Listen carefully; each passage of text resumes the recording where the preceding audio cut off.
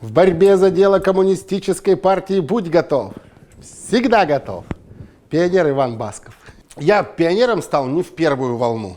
В первую волну брали отличников, хорошистов. А я, мягко скажем так, был... не совсем, не совсем хорошо учился. И, конечно, главная проблема это была с поведением. Как у всех, как и у большинства пацанов нашего детства. Но во вторую волну нас официально приняли в пионеры.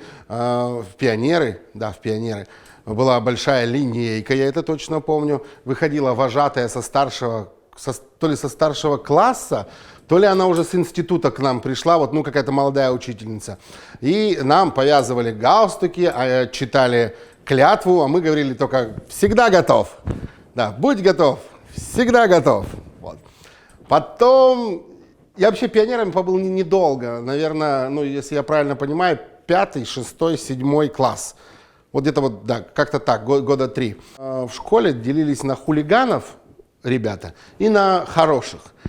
Все, кто были хулиганами, они говорили, это было как-то современным языком назовем зашквар, понимаешь, да.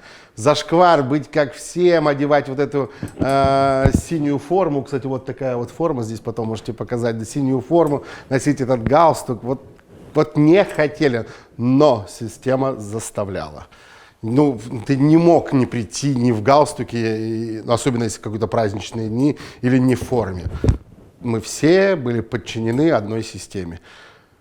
Личного отношения к этому на сегодняшний момент, наверное, не вспомню. Когда-то это было здорово, ты белая рубашка, у тебя красиво, красный галстук, идешь такой гордый. Потом, когда я вроде постарше стал, вроде как стал тянуться к тем парням, которые говорили, давайте обойдемся без галстуков.